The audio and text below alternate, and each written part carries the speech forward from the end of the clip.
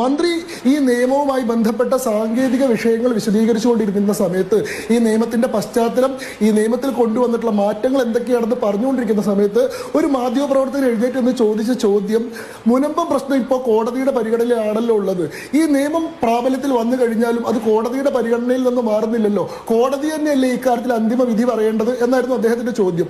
അതിന് മന്ത്രി കിരൺ റിജിജു പറഞ്ഞിട്ടുള്ള ഉത്തരം, പാർലമെന്റിനൊരു നിയമം പാസ്സാക്കുമ്പോൾ കോടതിയുടെ പരിഗണനയിൽ ഇരിക്കുന്ന വിഷയങ്ങളിലെ കോടതിയുടെ അധികാരപരിധി എടുത്ത് കളയാൻ സാധിക്കില്ല.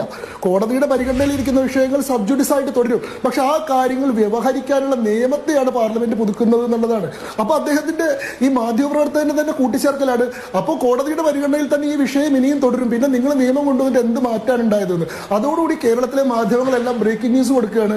മുനമ്പത്തില് വഖഫ് ഭേദഗതി നിയമം കൊണ്ട് ഒരു മാറ്റവും ഉണ്ടാവില്ല, ഇനി കോടതി തന്നെ ഈ കാര്യത്തിൽ അന്തിമ തീർപ്പ് പറയേണ്ടി വരും. ഉടനെ തന്നെ സമരസമിതി നേതാക്കളെ വിളിച്ചിട്ട് ചോദിക്കുകയാണ്, മന്ത്രി പറഞ്ഞല്ലോ വഖഫ് നിയമം ഭേദഗതി വന്നാലും മുനമ്പം പ്രശ്നം പരിഹരിക്കപ്പെടില്ല എന്ന്, നിങ്ങൾക്ക് എന്താ പറയാനുള്ളത്? അപ്പൊ അവര് ആശങ്കപ്പെടുകയാണ്, എന്താണ് മന്ത്രി പറഞ്ഞത്? മന്ത്രി പറഞ്ഞത് കോടതികളുടെ പരിഗണനയിൽ ഇരിക്കുന്ന വിഷയങ്ങൾ എടുത്തു കളയാൻ പാർലമെന്റ് സാധിക്കില്ല.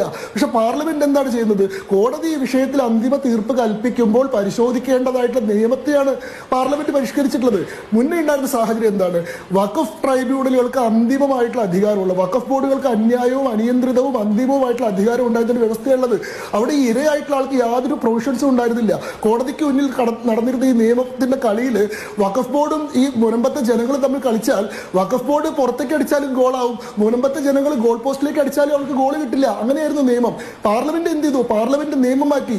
ഇപ്പൊ മുനമ്പത്തെ ജനങ്ങൾക്ക് നീതിപൂർവകമായിട്ടുള്ള അവരുടെ ആവശ്യം നടത്തിയെടുക്കാനുള്ള നിയമപരമായിട്ടുള്ള സാഹചര്യം ഉണ്ട്. കളി നിരോധിക്കുകയല്ല ചെയ്തിട്ടുള്ളത്, നിയമങ്ങളെ മാറ്റി